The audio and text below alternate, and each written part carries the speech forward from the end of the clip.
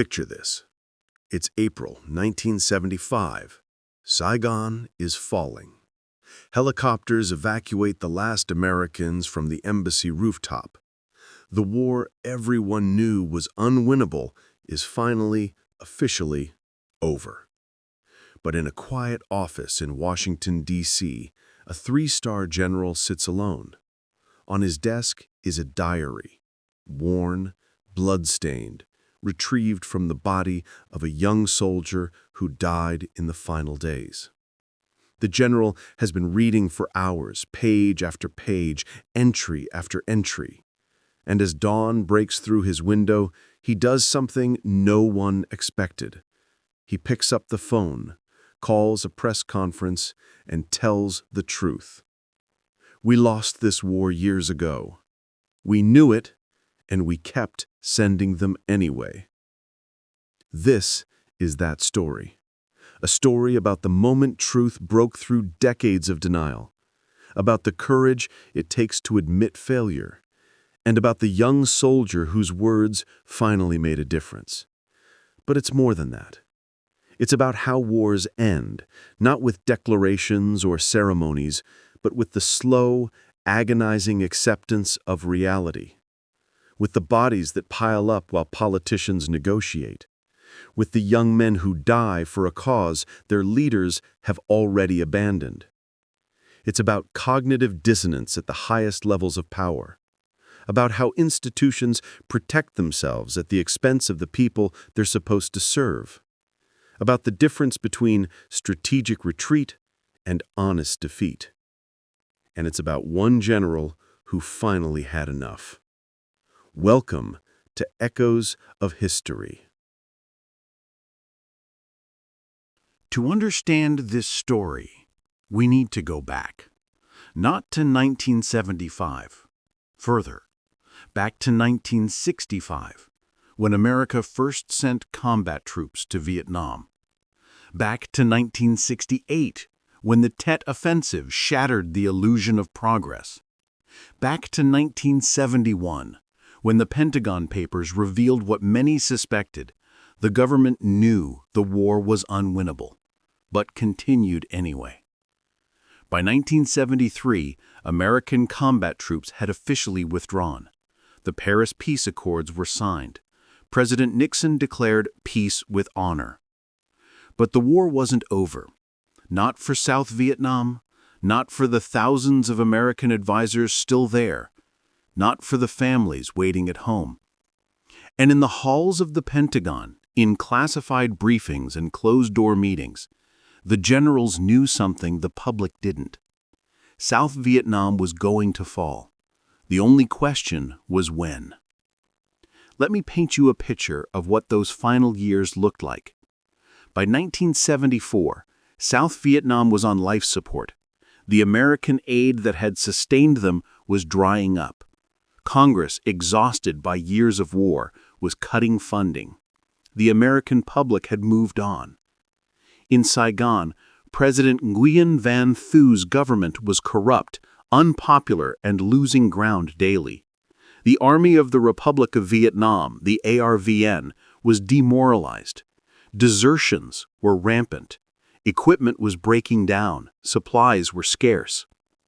Meanwhile, North Vietnam was regrouping, resupplying, planning.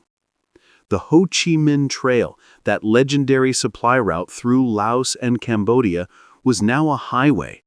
Trucks drove openly in daylight.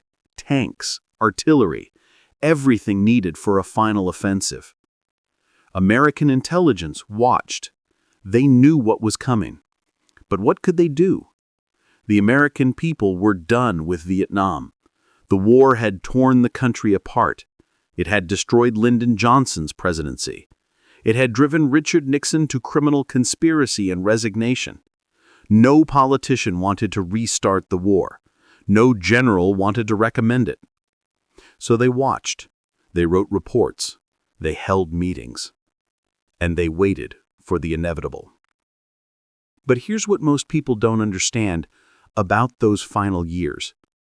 There were still Americans in Vietnam, not combat troops, officially, but advisors, embassy staff, CIA officers, military attachés. And some of them were young, idealistic, true believers. They believed South Vietnam could still win. They believed in the mission. They believed what their commanders told them. They didn't know that their commanders had stopped believing years ago. His name was Lieutenant James Mitchell, 24 years old, from a small town in Ohio, a graduate of West Point. Jim Mitchell believed in service, in duty, in America. He'd grown up watching Walter Cronkite report on Vietnam. He'd seen the protests, the anger, the division. But Jim believed the protesters were wrong. He believed America was fighting for freedom, for democracy, to stop the spread of communism. So when he graduated from West Point in 1973, he volunteered for Vietnam, even though combat troops were being withdrawn, even though the war was supposed to be over. He wanted to serve, to make a difference. He arrived in Saigon in January 1974, assigned as a military advisor to an ARVN unit. His job was to train South Vietnamese soldiers, to improve their tactics, their morale, their effectiveness. Jim threw himself into the work. He studied Vietnamese. He ate with the soldiers, slept in the same barracks, went on patrol with them. He wrote letters home to his parents. Optimistic letters, confident letters. The ARVN troops I'm working with are good soldiers. They're brave. They want to defend their country. With the right training and support, they can win this. His parents kept every letter, read them over and over, worried, but proud. Jim also kept a diary, a small leather-bound journal he'd bought before deploying. He wrote in it almost every day, personal thoughts, observations, things he couldn't put in letters home. In his early entries, the optimism is palpable. January 23, 1974. Arrived at my unit today. The men seem eager to learn. I think we can really help them. This is what I trained for. February 8th. Led my first training exercise. The soldiers picked up the tactics quickly. I'm starting to learn some Vietnamese phrases. They appreciate the effort. March 15th. Went on my first patrol. Tense, but uneventful. The countryside is beautiful. I understand why people fight for this land. But slowly, things began to change. Jim started noticing problems. Equipment shortages, corruption. Officers who cared more about money than their men. Soldiers who went unpaid for months. He reported these issues up the chain of command, and he got the same response every time. Do the best you can with what you have. Focus on training.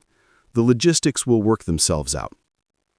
Don't worry about the big picture. That's above your pay grade. Jim tried. He really did. He worked harder, pushed his soldiers, built relationships, created training programs. But the problems kept getting worse. By the summer of 1974, the North Vietnamese were testing South Vietnam's defenses, small attacks, probing operations, seeing what would happen. And what happened was nothing. South Vietnam couldn't respond effectively. They didn't have the supplies, the fuel, the ammunition, the spare parts. American aid that used to flow freely had slowed to a trickle. Congress had cut funding by more than half. The South Vietnamese military was being asked to fight a modern war with a shrinking budget. Jim watched his soldiers go on patrol with broken radios, with vehicles that barely ran, with weapons that jammed. He wrote to his commanding officer, requested more support, more supplies, more training resources. The response was bureaucratic, sympathetic, but unhelpful. We understand your concerns. We're doing everything we can within our current budget constraints. Continue your excellent work." Jim's diary entries from this period show his growing frustration. July 2nd, 1974. 3 of our trucks broke down today. No spare parts available. We had to cancel the operation. How are we supposed to fight a war like this? August 19th. Found out the supply officer has been selling fuel on the black market. Reported it. Nothing happened. Apparently, this is normal. September 7th. We got mortared last night. Our response was chaotic. Half our weapons jammed. I'm starting to understand why we're losing. But Jim didn't give up. He couldn't. That wasn't who he was. He doubled down, worked 18-hour days, trained his soldiers harder, built morale however he could. He believed that willpower could overcome logistics, that dedication could compensate for corruption, that individual excellence could change the outcome. He believed because he had to believe, because admitting the truth was too painful. By late 1974, Jim had been in Vietnam for almost a year. He'd seen combat. He'd lost men. He'd watched the situation deteriorate month by month. But he still wrote optimistic letters home. November 10th, 1974. Dear Mom and Dad, don't believe everything you see on the news. Things are tough, but we're making progress. The soldiers I work with are getting better every day. We can still win this. In his diary, he wrote something different. November 10th. I told my parents we're winning. But I'm not sure that's true anymore. Every day feels like we're losing ground. But I can't tell them that. I can't admit we might be here for nothing. Jim was experiencing what every soldier in a losing war experiences: cognitive dissonance. The painful gap between what you believe and what you see. He'd been taught that America doesn't lose wars, that determination and courage always prevail, that the good guys win. But reality was telling him something different. And so he did what many soldiers do. He focused on the small picture, on his unit, his men, the things he could control. If he couldn't win the war, he could at least keep his soldiers alive, train them well, give them a fighting chance. It was all he could do. December 1974. North Vietnam's Politburo meets in Hanoi. General Vo Nguyen Giap, the legendary strategist who defeated the French at Dien Bien Phu, presents a plan. A final offensive. A push to end the war once and for all. The question is, how will America respond? They test it. In December, North Vietnamese forces attack Phuoc Long province. A full-scale assault.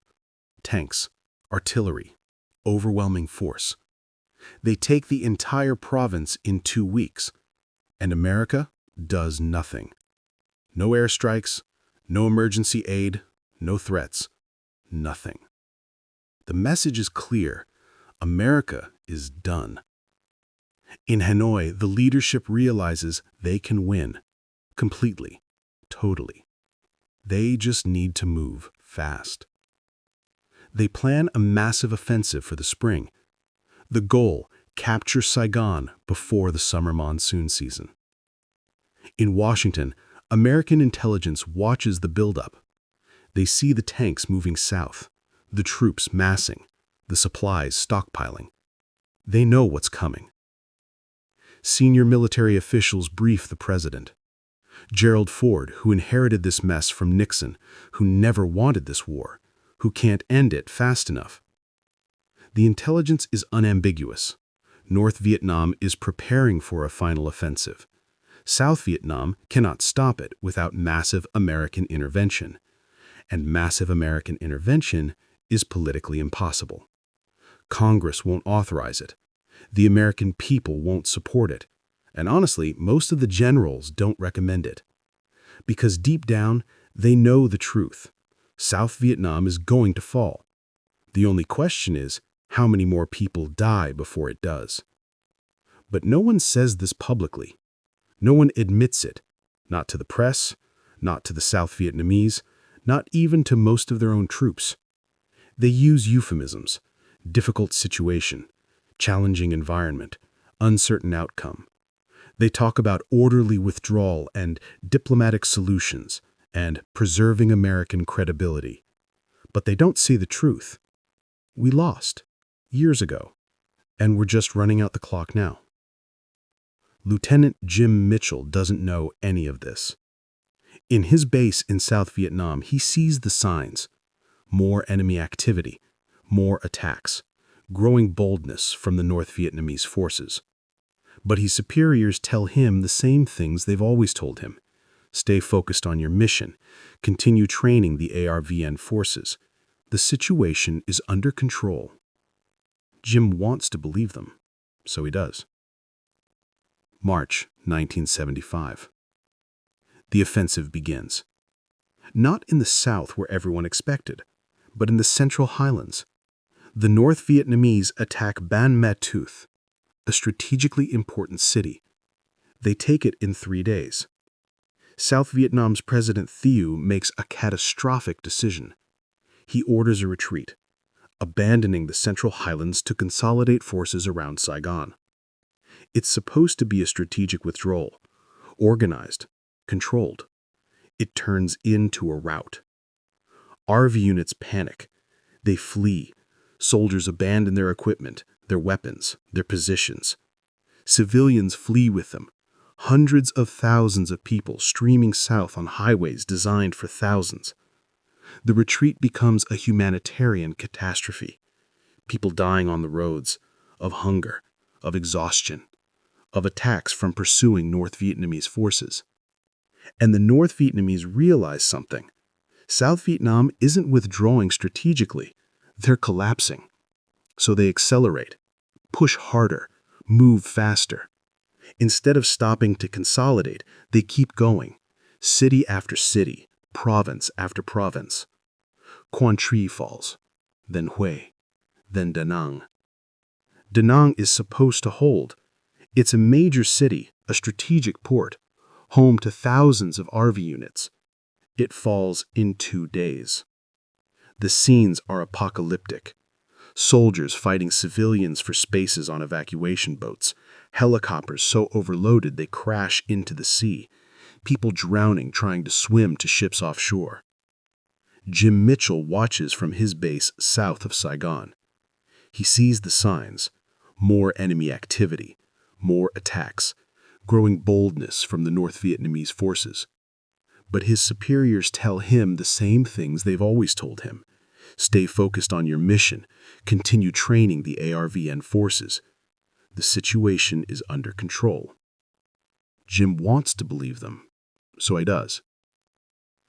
April 1975. The offensive begins. Not in the south where everyone expected, but in the Central Highlands. The North Vietnamese attack Ban Ma Thuot, a strategically important city. They take it in 3 days. South Vietnam's President Thieu makes a catastrophic decision. He orders a retreat, abandoning the Central Highlands to consolidate forces around Saigon. It's supposed to be a strategic withdrawal, organized, controlled. It turns into a rout. RV units panic. They flee. Soldiers abandon their equipment, their weapons, their positions. Civilians flee with them. Hundreds of thousands of people streaming south on highways designed for thousands. The retreat becomes a humanitarian catastrophe. People dying on the roads, of hunger, of exhaustion, of attacks from pursuing North Vietnamese forces. And the North Vietnamese realize something. South Vietnam isn't withdrawing strategically. They're collapsing. So they accelerate, push harder, move faster. Instead of stopping to consolidate, they keep going, city after city, province after province. Quang Tri falls, then Hue, then Da Nang. Da Nang is supposed to hold. It's a major city, a strategic port, home to thousands of RV units. It falls in 2 days. The scenes are apocalyptic. Soldiers fighting civilians for spaces on evacuation boats, helicopters so overloaded they crash into the sea, people drowning trying to swim to ships offshore.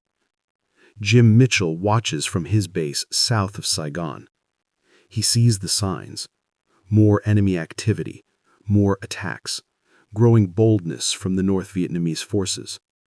But his superiors tell him the same things they've always told him. Stay focused on your mission. Continue training the ARVN forces. The situation is under control. Jim wants to believe them, so he does. April 1975. The offensive begins. Not in the south where everyone expected, but in the Central Highlands.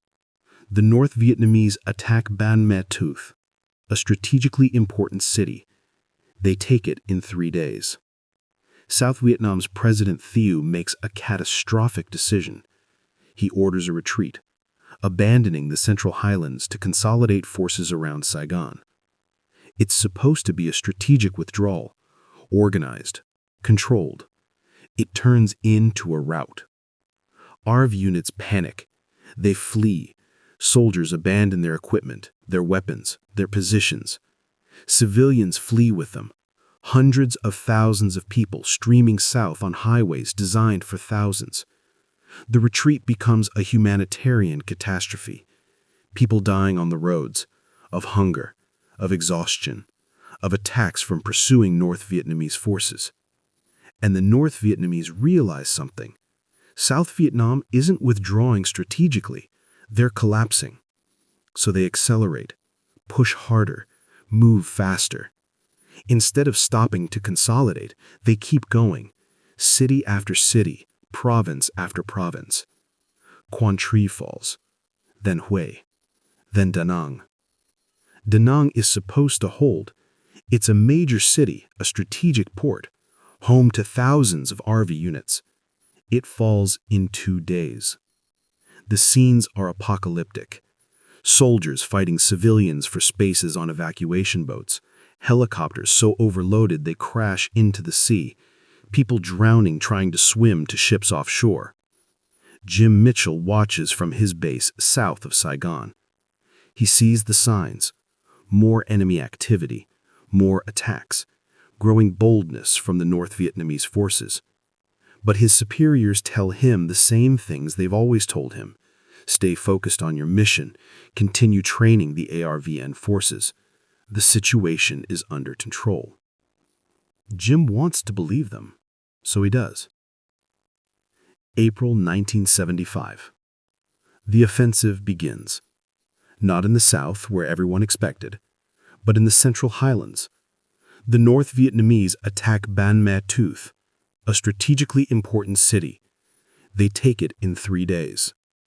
South Vietnam's President Thieu makes a catastrophic decision. He orders a retreat, abandoning the Central Highlands to consolidate forces around Saigon. It's supposed to be a strategic withdrawal, organized, controlled. It turns into a rout. RV units panic. They flee. Soldiers abandon their equipment, their weapons, their positions. Civilians flee with them.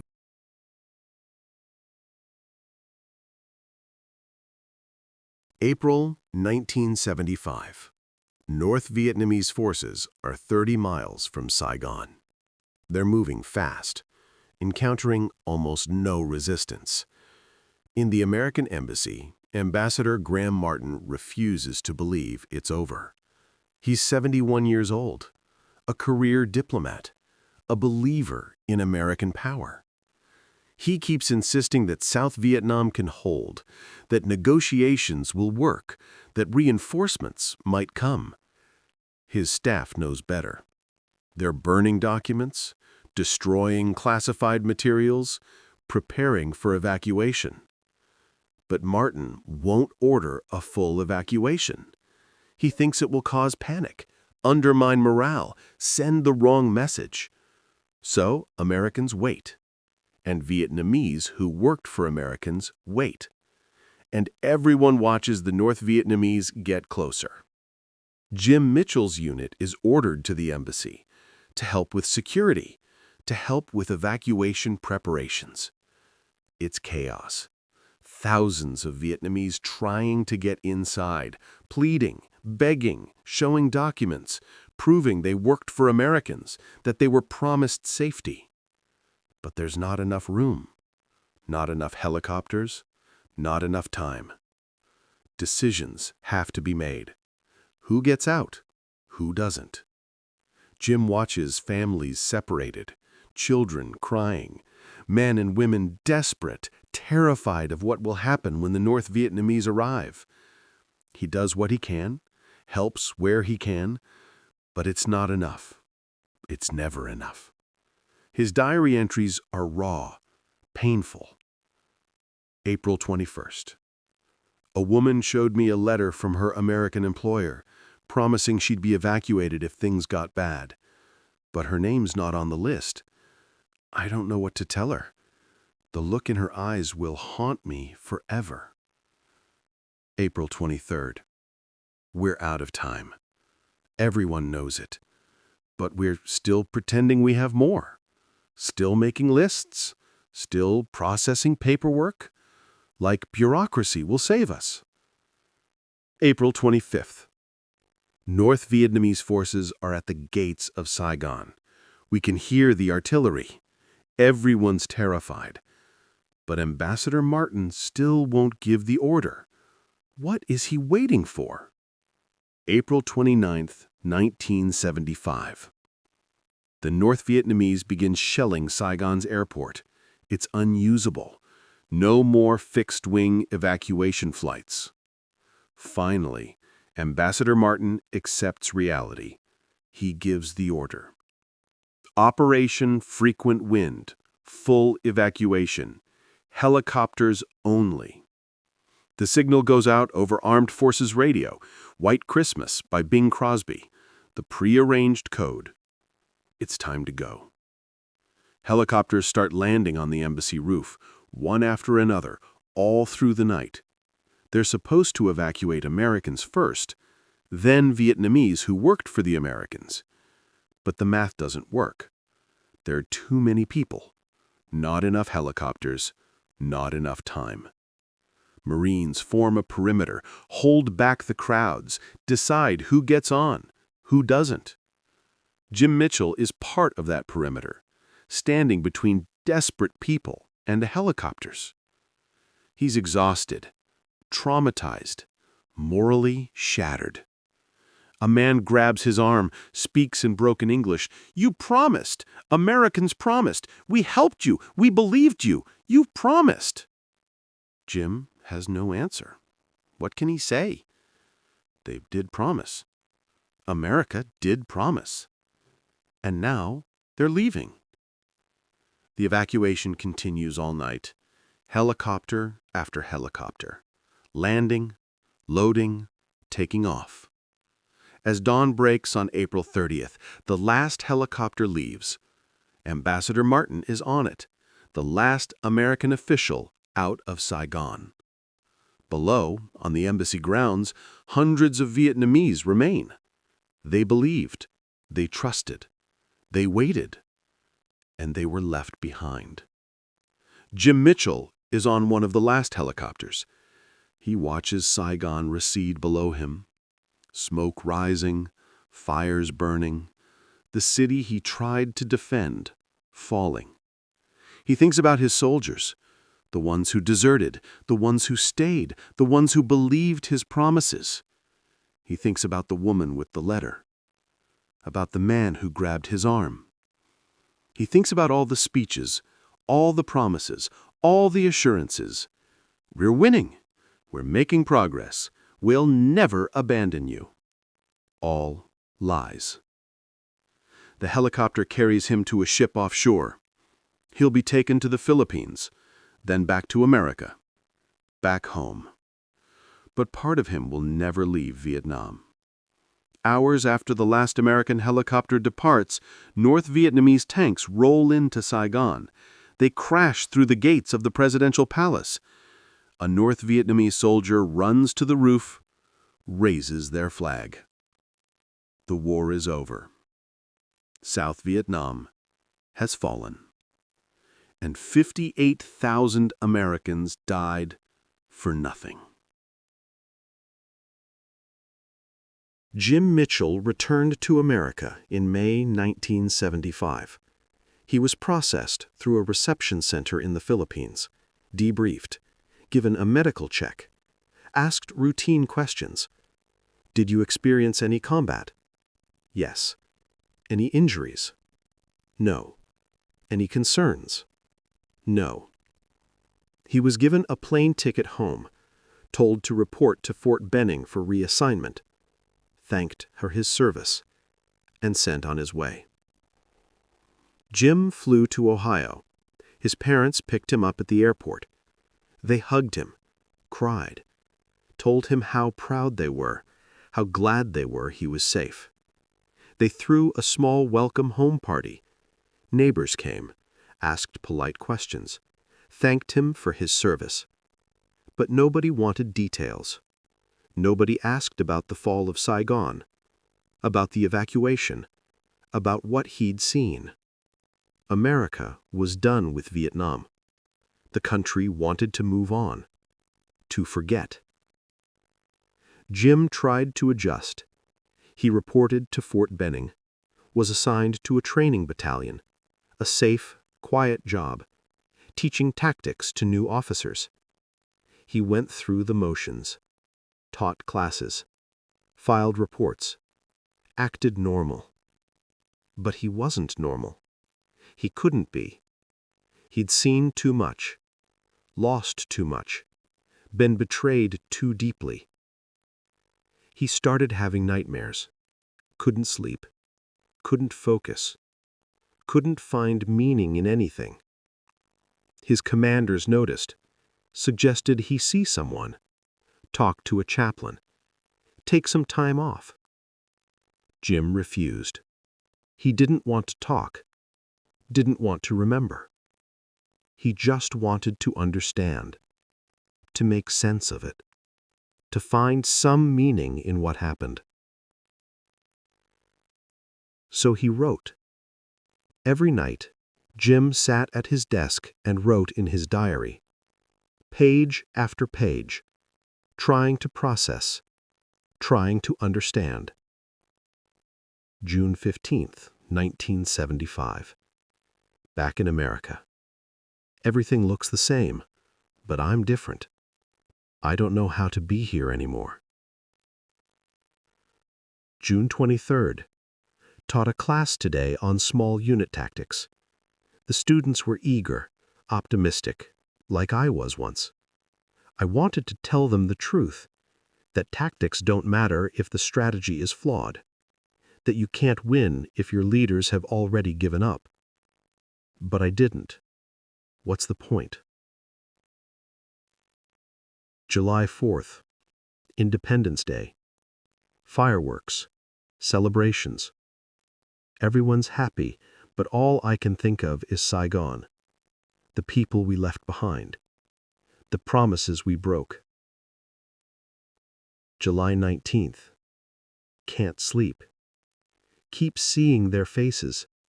The refugees. The soldiers. The people who trusted us. Who believed us. We told them we'd never abandon them, and then we did. Jim's entries became darker, more desperate, more searching for answers that didn't exist. August 2nd. I keep asking myself, when did we decide to lose? Was it after Tet? After Nixon resigned? Or was it earlier? Did we ever actually try to win? Or were we just going through the motions? August 17th. Read an article today about the Pentagon Papers, about how the government knew the war was unwinnable since the 60s, since before I was born.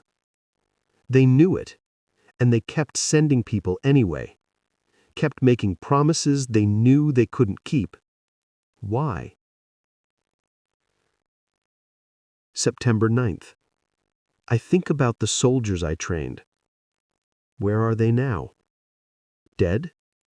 In re-education camps? Did any of them escape?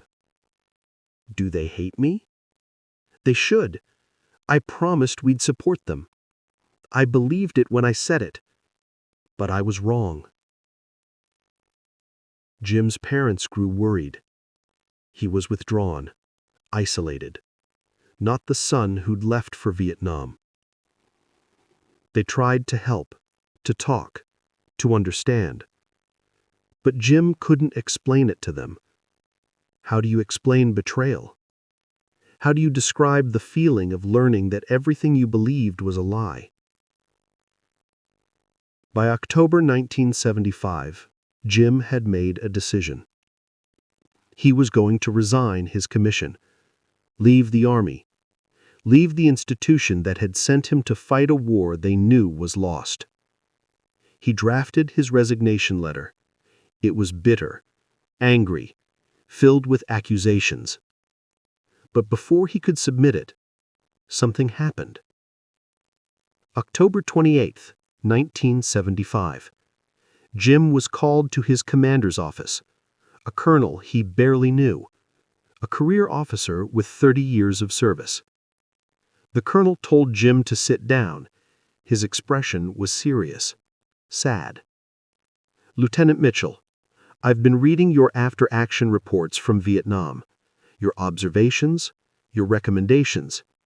They're detailed, honest, important." Jim waited, wondering where this was going. The colonel continued, "I want to forward your reports to the Army War College, to the senior leadership, because they're asking questions now about what went wrong, about what we can learn, and your perspective matters." Jim felt anger rising. "Sir, with respect, we knew what was wrong. We knew years ago. The Pentagon papers proved that. We knew it was unwinnable, and we kept going anyway." The colonel nodded slowly. "You're right. Some people knew, but not everyone. And the people who knew didn't tell the people who needed to know. That's one of the things we need to fix." He paused, then said something Jim didn't expect. "I read your diary, Lieutenant." Jim stiffened. "Sir, that's personal. I know, and I apologize. But it was recovered with your gear during processing, and someone flagged it, because your words, they matter. They're honest, unfiltered, the kind of truth we need to hear." Jim felt violated, exposed. "You had no right." "You're right, but I'm asking you anyway. Let me share this, not with the press, not publicly, but with the senior leadership, with the people who can actually learn from it." Jim was silent for a long moment. Finally, he said, "Why would they listen? They didn't listen before." The colonel's expression was sad, worn. "Maybe they won't, but maybe they will. And if there's even a chance that your words can prevent this from happening again, isn't that worth it?"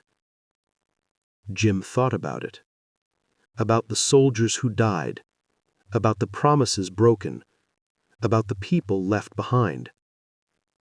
"Okay," he said, "but I want one thing."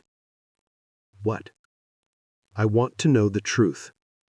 When did they know? When did the leadership decide we'd lost? Was it before I deployed?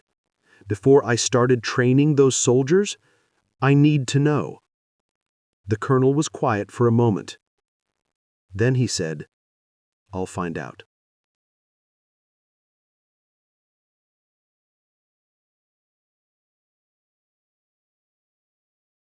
His name was Lieutenant General Harold G. Moore. Not the famous Hal Moore from Ia Drang. Different person, but also a career officer, also a veteran of Vietnam. In 1975, General Moore was serving as Deputy Chief of Staff for Operations at the Pentagon. His job was to analyze the war. What went right? What went wrong? What lessons could be learned? It was a painful assignment, because Moore had been in Vietnam, multiple tours. He'd commanded troops. He'd believed in the mission. And he'd watched it fall apart. Now, in the aftermath, he was tasked with autopsying a war, with cutting open American strategy and examining where it had died. It was October 1975 when Jim Mitchell's diary reached his desk. Moore almost didn't read it. He had stacks of reports, hundreds of pages of after-action analysis, casualty statistics, equipment assessments, tactical reviews. Another diary from another disillusioned lieutenant wasn't high on his priority list. But something made him open it.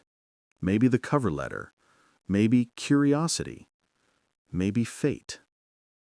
He started reading, and he couldn't stop. Page after page, Jim's words, raw, honest, painful. The optimism of the early entries, the slow realization, the growing despair, the final betrayal. But more than that, Jim asked questions, the same questions Moore had been asking himself. When did we know? Why did we keep going? Who made the decision to keep sending people to die for a lost cause? Moore had been part of the system. He knew the answers, but he'd never confronted them, not directly, not honestly. He'd told himself the comfortable lies, that they were doing their best, that the situation was complex, that hindsight is 20/20. But Jim's diary stripped away those comfortable lies, because Jim had believed, truly believed, and he'd been betrayed by the very institution Moore served. Moore read late into the night. When he finished, he sat in silence, the diary open on his desk, his office dark except for the desk lamp. He thought about his own tours in Vietnam, about the briefings he'd attended, the reports he'd written, the optimistic assessments he'd given. Had he been lying, or had he believed them? Honestly, both. He'd believed because he'd wanted to believe, because admitting failure was unthinkable, because the alternative was too painful. But somewhere, deep down, he'd known. They all had known. Not from the beginning, maybe, but by 68, after Tet, yes, they'd known.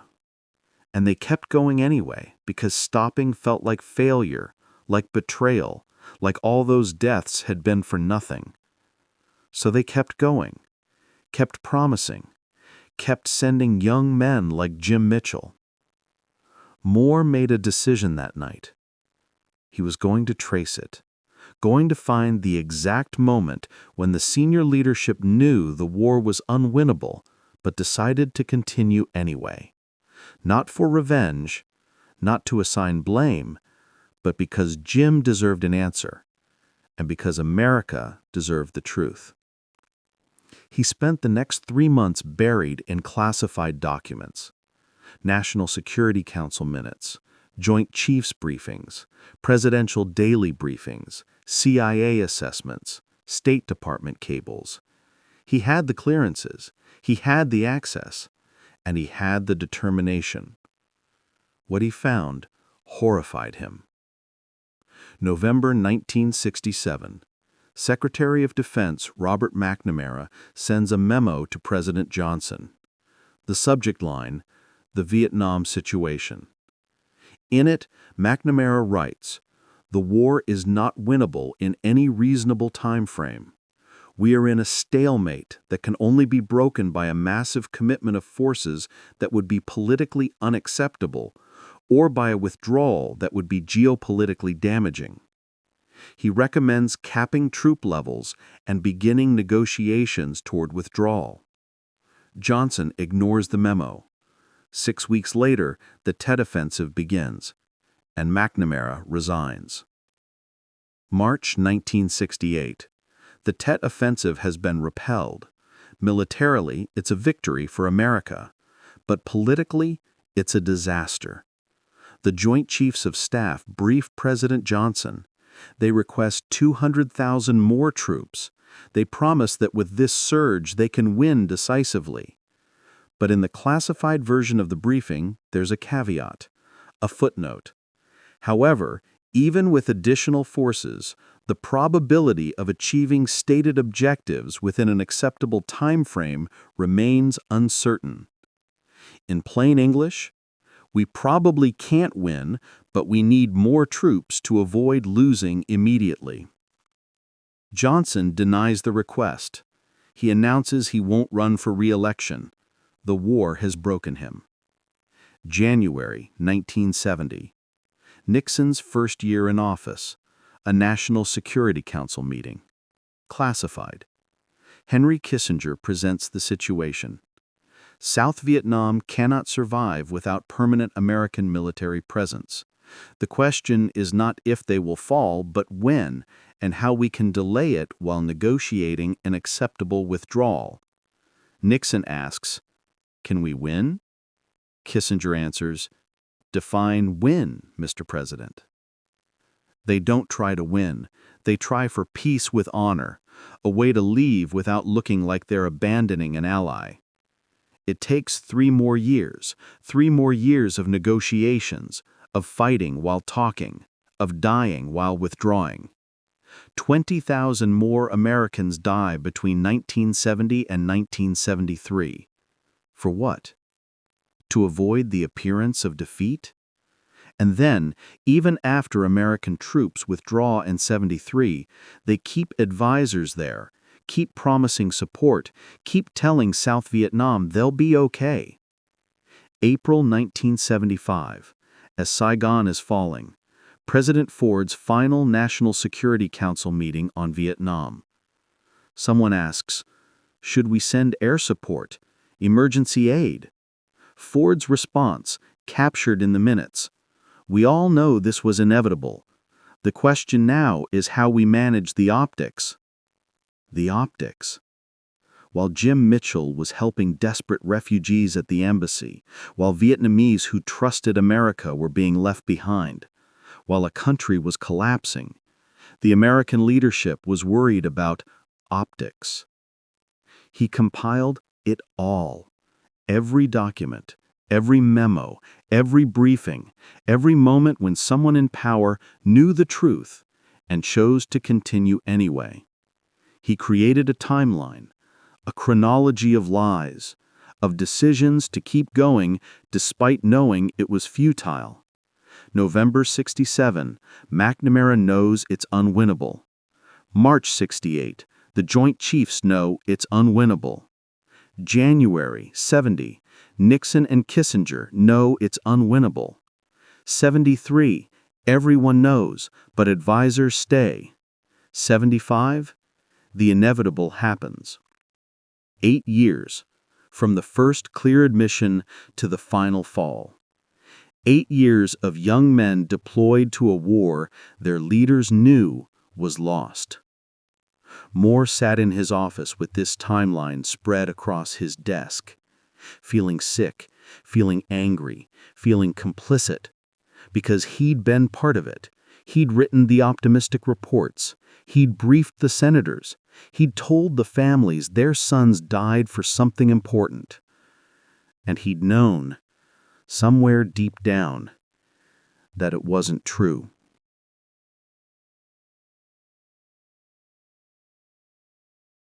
January 20th, 1976. Exactly 1 year after President Ford's inauguration. 9 months after the fall of Saigon. General Harold Moore requested a meeting with the Army Chief of Staff, General Frederick C. Wand, himself a Vietnam veteran, the last American commander in Vietnam. Moore brought his timeline, his documents, his evidence. He explained what he'd found, the sequence of decisions, the progression of lies. Wayand listened in silence, his expression unreadable. When Moore finished, Wayand was quiet for a long moment. Then he said, "You know what this means, don't you?" "Yes, sir." "This will destroy careers, reputations. It will damage the military. It will give ammunition to every critic who says we can't be trusted." Moore nodded. "I know, sir." "So why are you bringing this to me?" Moore pulled out Jim Mitchell's diary, placed it on the desk. "Because of this, sir. Because we sent that young man to fight a war we knew was lost. And he deserves to know why. They all do." Wayand picked up the diary, flipped through it, read a few entries. His face hardened, then softened, then hardened again. Finally, he looked up. "What do you want to do?" "I want to tell the truth, sir, publicly. I want to admit what we did, when we knew, why we continued." "They'll crucify you." "Probably. They'll say you're a traitor, that you're undermining the military, that you're dishonoring the dead." "Maybe, but the alternative is worse. The alternative is letting this happen again." Wayand was silent for a long time, thinking, weighing, considering. Finally, he said, "You're right. God help us, you're right. But this can't come from just you. It needs to come from the institution, from the top." "Sir?" "I'll support you. I'll go on record. We'll hold a joint press conference. We'll release the documents. We'll tell the truth." Moore felt relief and terror. "When?" "Soon. Give me a week to brief the Secretary of Defense, to prepare. Then we do it." Moore left that meeting knowing his career was over, knowing he'd be attacked, vilified, possibly court-martialed. But he felt lighter than he had in years, because finally, the truth was going to come out. January 27th, 1976. The Pentagon briefing room, packed with reporters, camera crews, the major networks, print journalists, everyone. Word had leaked that something big was coming, a major announcement about Vietnam. Speculation ran wild. New casualties discovered? POWs still alive? War crimes revealed. Nobody expected what actually happened. General Wayand stepped to the podium. Stern, military, controlled. "Ladies and gentlemen, thank you for coming. I have a statement to read. Then General Moore and I will take questions."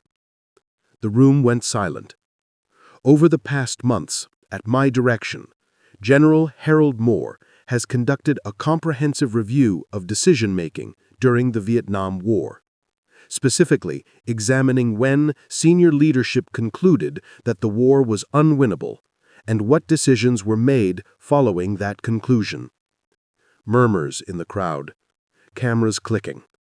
"What we have found is troubling, and the American people deserve to know." He paused, took a breath. By late 1967, senior officials in the Department of Defense had concluded that the Vietnam War, as then structured, was unlikely to achieve its stated objectives. Despite this assessment, the war continued for another 7.5 years. The room erupted, reporters shouting questions, cameras flashing. Wayand raised his hand. "Please, let me finish." He continued.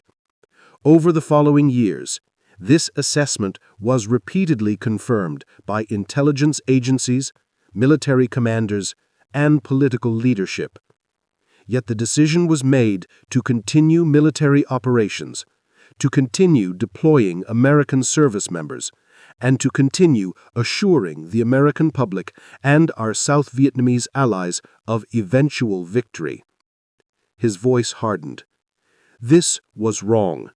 It was a betrayal of the trust placed in military and civilian leadership, and it resulted in unnecessary deaths, unnecessary suffering, and the ultimate outcome we had long predicted. The room was chaos now, but Wayand pushed on. We are today releasing over 2,000 pages of classified documents, National Security Council minutes, Joint Chiefs briefings, intelligence assessments, all showing the progression of this decision-making. The American people can judge for themselves.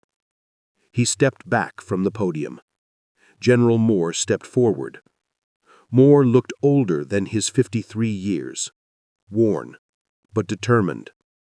He said, "I want to read something from a diary written by Lieutenant James Mitchell, an advisor in Vietnam who was evacuated during the fall of Saigon."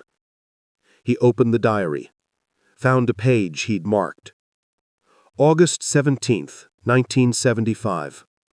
Lieutenant Mitchell writes, "I keep asking myself, when did we decide to lose? Was it after Tet? After Nixon resigned? Or was it earlier? Did we ever actually try to win? Or were we just going through the motions?"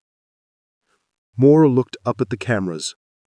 "I want to answer Lieutenant Mitchell's question. We decided we couldn't win in November 1967. And yes, after that, we were largely going through the motions, managing decline, delaying the inevitable, while young men like Lieutenant Mitchell continued to serve, to believe, and to die." He paused. His voice grew thick with emotion. Lieutenant Mitchell was killed 3 months after writing that entry, November 23, 1975. He died in a training accident at Fort Benning. But I believe his death really began in Vietnam, when his faith in his leaders, in his institution, in his country's honesty was destroyed. The room was utterly silent now. We failed him. We failed all of them. The 58,000 Americans who died, the hundreds of thousands of Vietnamese. We sent them to fight a war we knew was unwinnable. We made promises we knew we couldn't keep. We lied. To them, to their families, to the American people. Moore's voice broke, but he continued. To the veterans of Vietnam, to the families of the fallen, to the American people, we owe you the truth. And the truth is, we failed. We knew we were failing, and we kept going anyway. Because stopping felt worse than continuing. Because admitting failure felt like betraying those who'd already died. So we kept going, and more died. And in the end, the outcome was the same as it would have been years earlier. He stepped back from the podium, stood next to Wayand. "We'll take questions now." The room erupted, reporters shouting over each other, questions coming from every direction. When did President Nixon know? Did President Johnson lie to the American people? Are you saying the war was a fraud? Should someone be prosecuted? Why are you admitting this now? Wayand and Moore answered for 2 hours, calmly, honestly, releasing decades of buried truth. They confirmed that multiple presidents had known the war was likely unwinnable and continued anyway. They confirmed that casualty projections had been manipulated to appear more optimistic than they were. They confirmed that military leadership had repeatedly requested permission to tell the truth and been denied by civilian leadership. They acknowledged their own complicity, their own failures, their own moral compromises, and they released the documents, all of them, over 2,000 pages. The press conference ended at noon. By the evening news, it was the only story. Walter Cronkite opened his broadcast. "Good evening. In an unprecedented admission, senior military officials today confirmed what many Americans have long suspected, that the Vietnam War was known to be unwinnable years before its conclusion, yet continued with full knowledge of this fact. The implications are staggering." The reaction was immediate and explosive. Veterans groups were divided. Some praised Moore and Wyand for their honesty. Others condemned them as traitors. "They're spitting on our sacrifice," one veteran said on the news. "They're saying we died for nothing." "No," another responded. "They're saying our leaders sent us to die for nothing. There's a difference." Politicians scrambled to respond. President Ford gave a measured statement. The Vietnam War was a difficult chapter in American history. We must learn from it and move forward. But privately, his administration was furious. The documents implicated multiple administrations, including his own. Congress called hearings. The Senate Armed Services Committee, the House Foreign Affairs Committee. Moore and Wyand testified for days, answering questions, defending their decision to go public.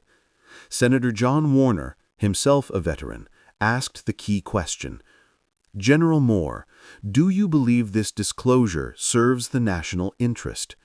Moore's answer was careful, thought out. "Senator, I believe that a democracy cannot function without truth. We asked Americans to send their sons to die.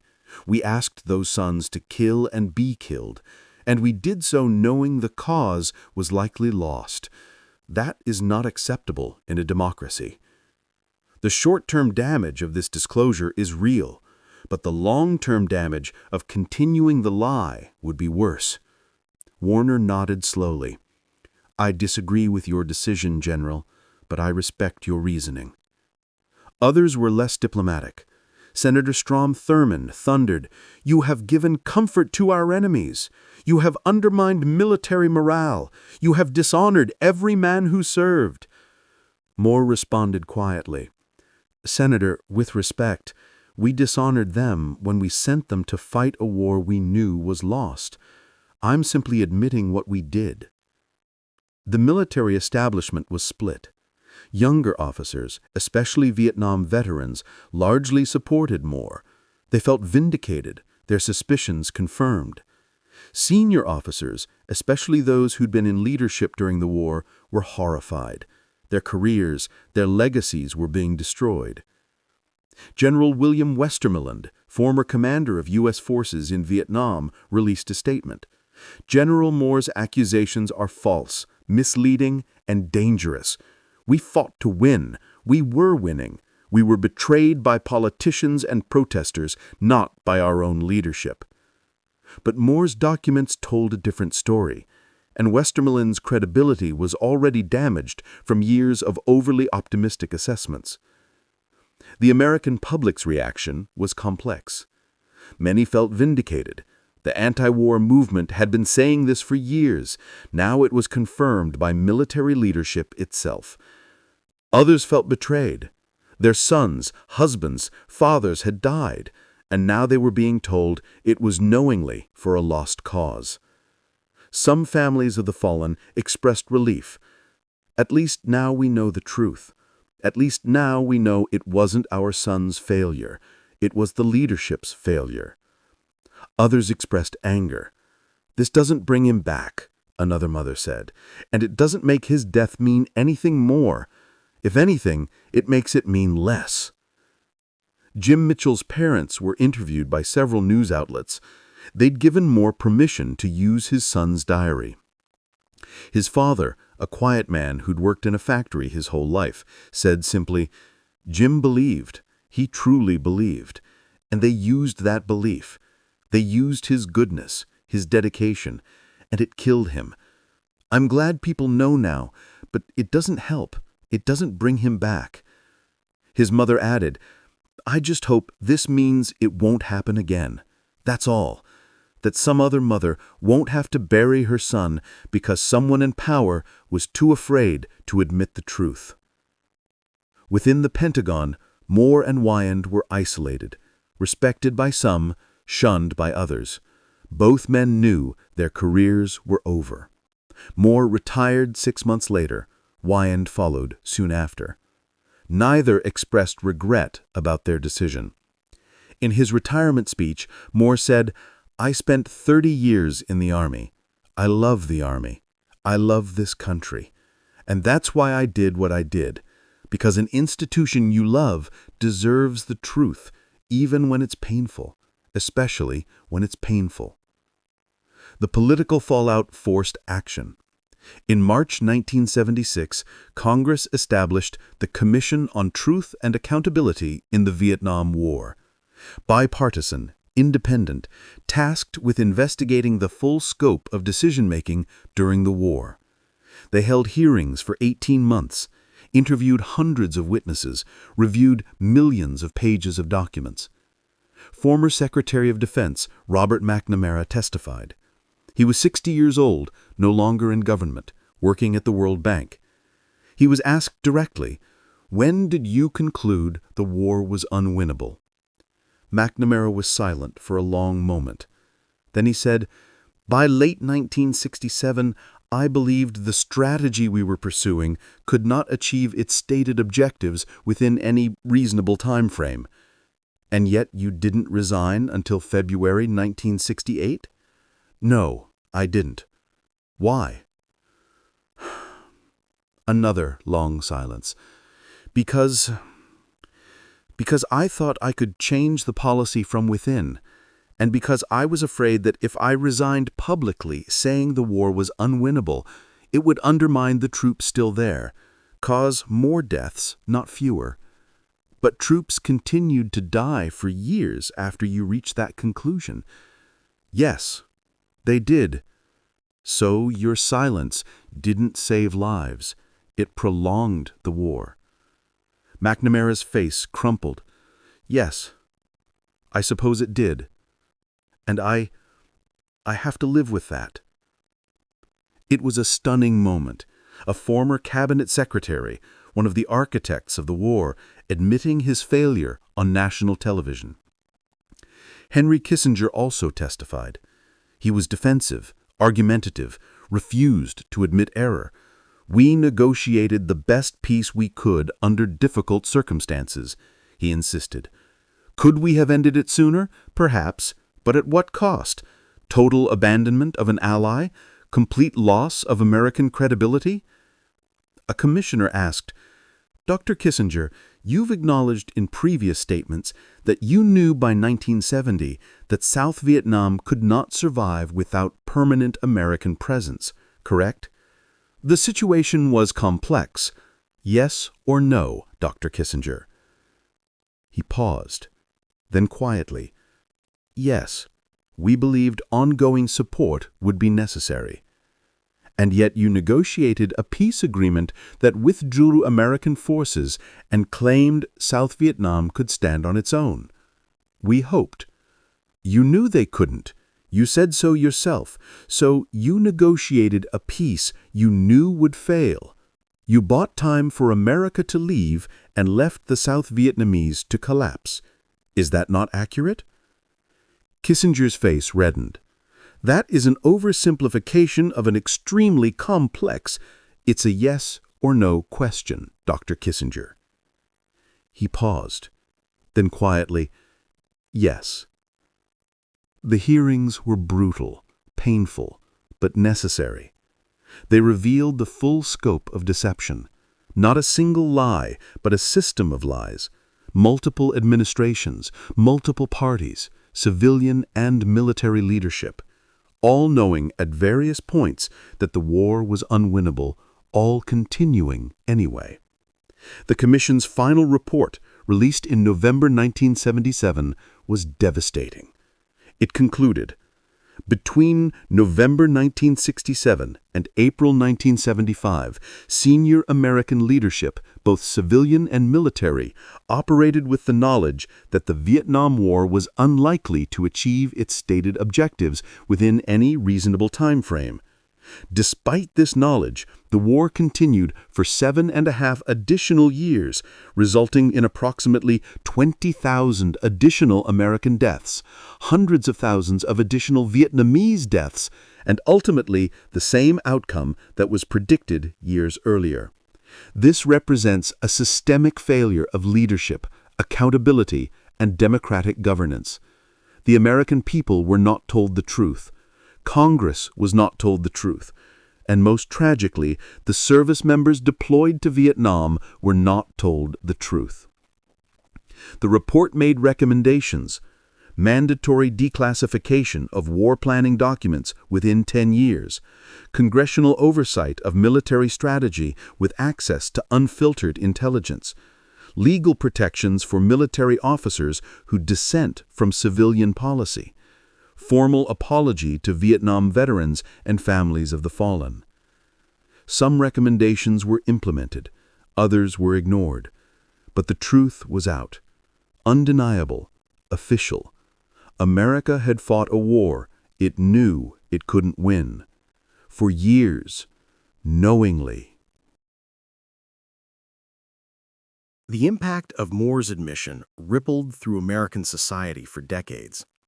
In military academies, the Vietnam War became a case study, not in tactics or strategy, but in ethics, in the responsibility of military leadership, in the obligation to speak truth to power. At West Point, where Jim Mitchell had studied years before, they added a new course: Ethical Leadership in Wartime. One of the required readings, excerpts from Jim Mitchell's diary. Students debated, what would you do in Moore's position? When do you have an obligation to disobey? When does loyalty to your institution conflict with loyalty to your troops? These weren't theoretical questions anymore. They were real, painful, important. In 1978, Congress passed the War Powers Resolution over President Ford's veto. It required the president to consult with Congress before committing troops and limited deployments without congressional approval. It wasn't perfect. It wouldn't prevent all future wars, but it was something. A check, a balance, born from the lessons of Vietnam. The Vietnam Veterans Memorial was dedicated in 1982, a black granite wall inscribed with 58,000 names. At the dedication, General Moore attended. He was old now, retired, but he came. He walked along the wall, running his fingers over the names, weeping. Someone recognized him, a veteran, approached him angrily. You're the one who said we died for nothing. Moore turned, his face lined with age and grief. No, I said you were sent to die by people who knew the cause was lost. There's a difference. You fought with courage and honor. Your leaders failed you, not the other way around. The veteran stared at him, then his anger crumbled.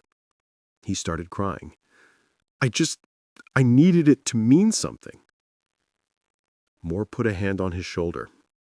It did mean something. Your sacrifice, your service, your courage, that meant something. The fact that your leaders betrayed that courage doesn't diminish it. It condemns them, not you. They stood there together, two men broken by the same war in different ways. For the families of the fallen, Moore's admission was complicated. Some felt it dishonored their loved one's sacrifice.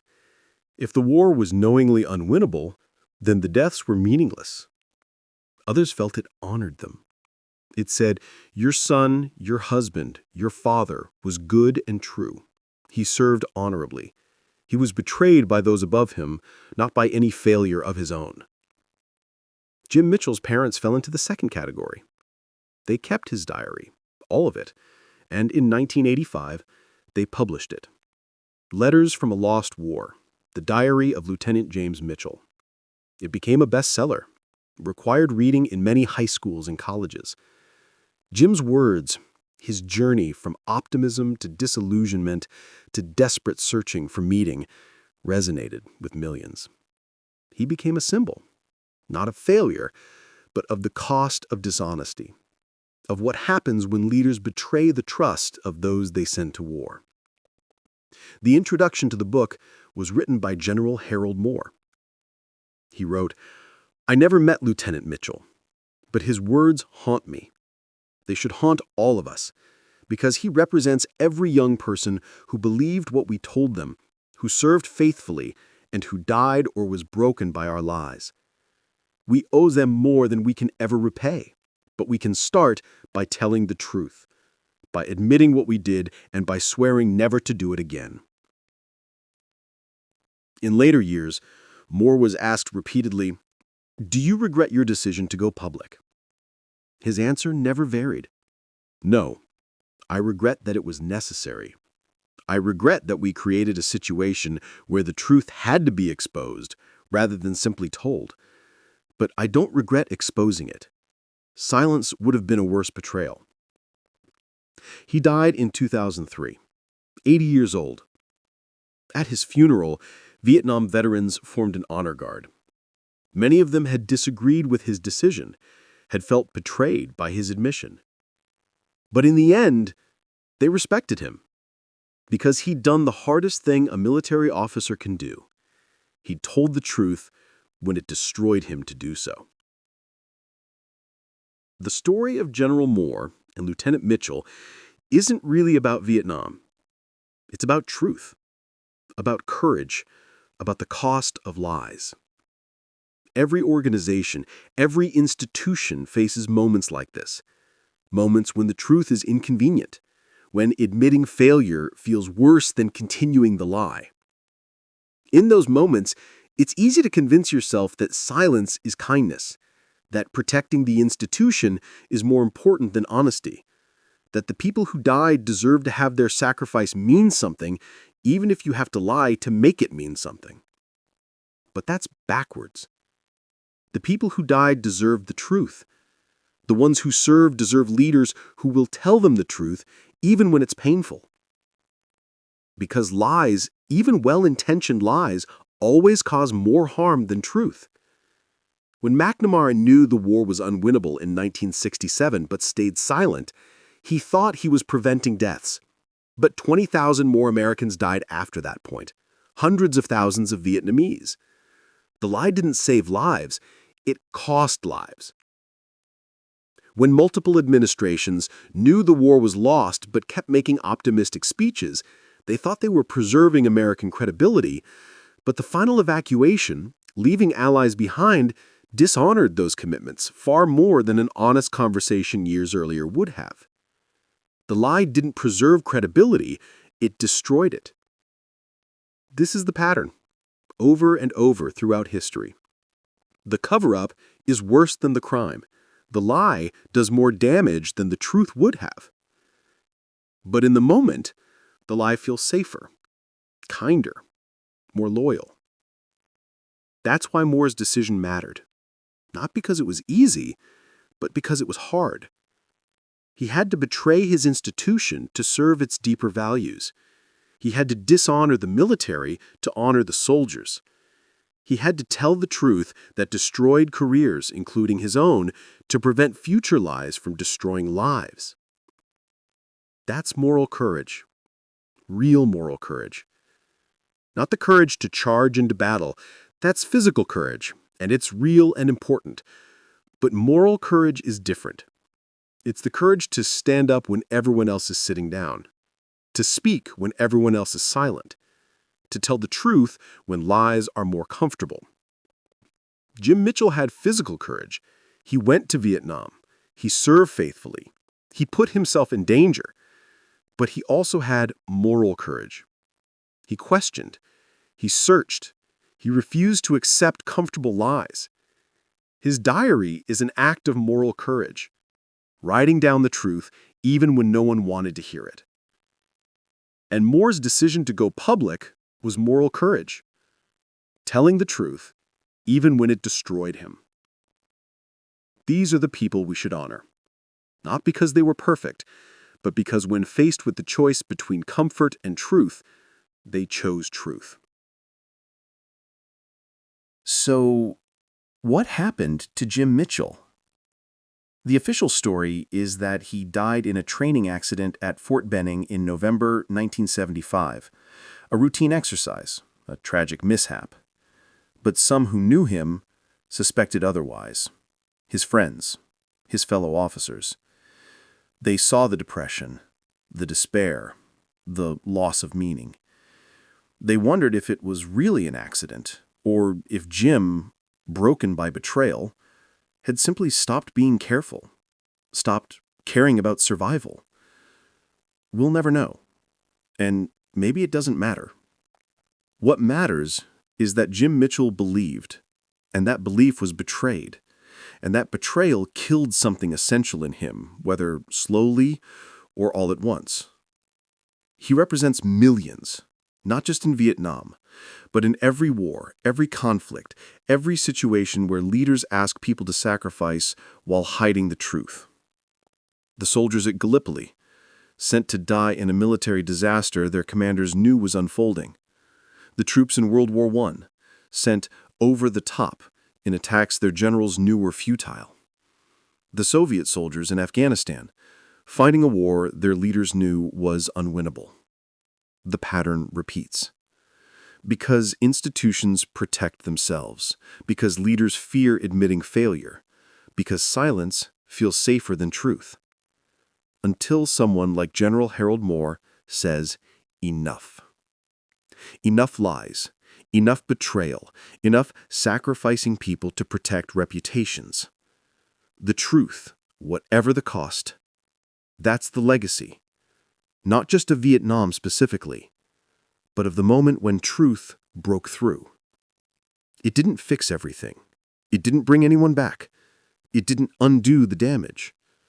But it established a principle, a marker, a line. In a democracy, the people deserve the truth, especially about war, especially about sacrifice, especially about death.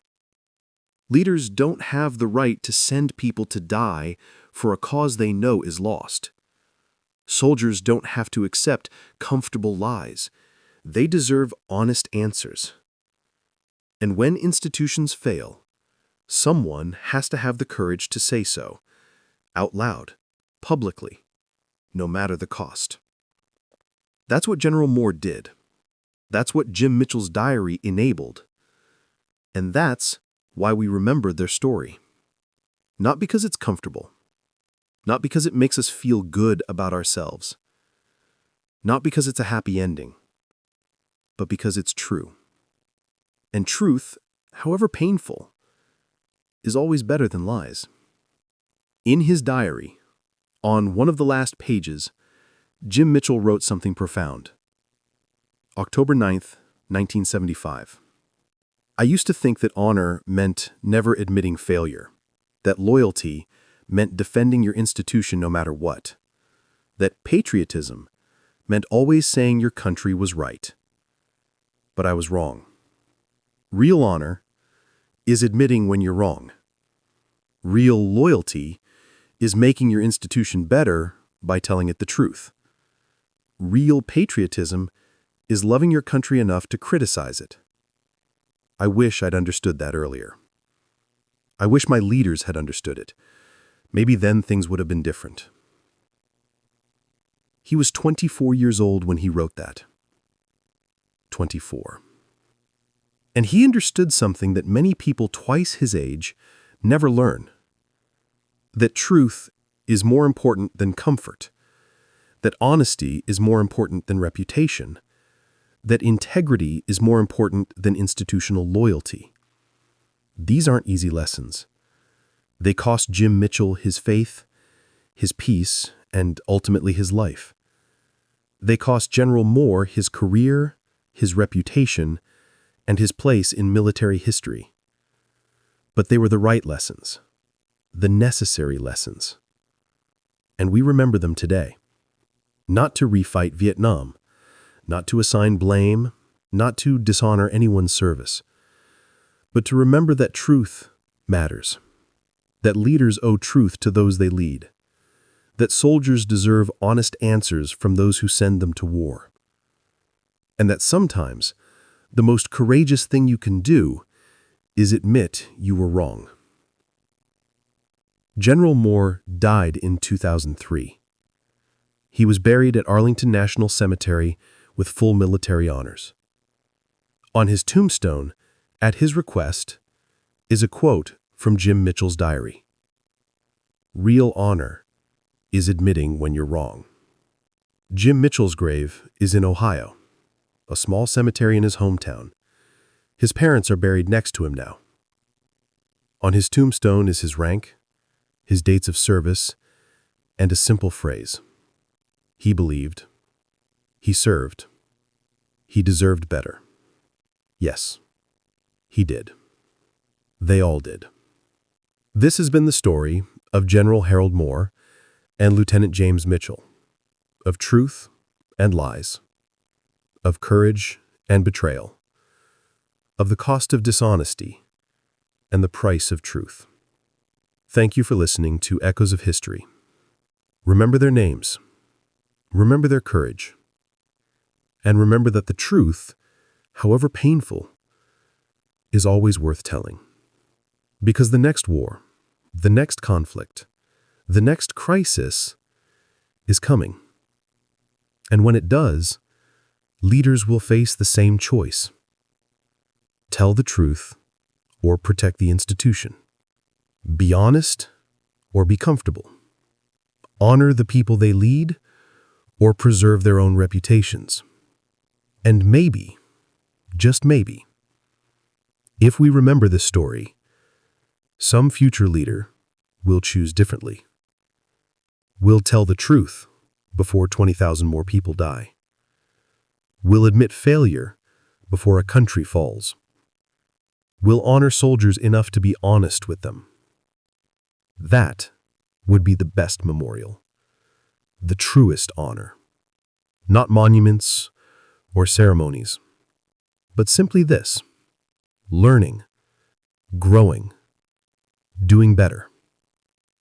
That's what Jim Mitchell wanted, what General Moore fought for, and that's what we owe them. The truth. Always the truth. Even when it hurts. Especially when it hurts.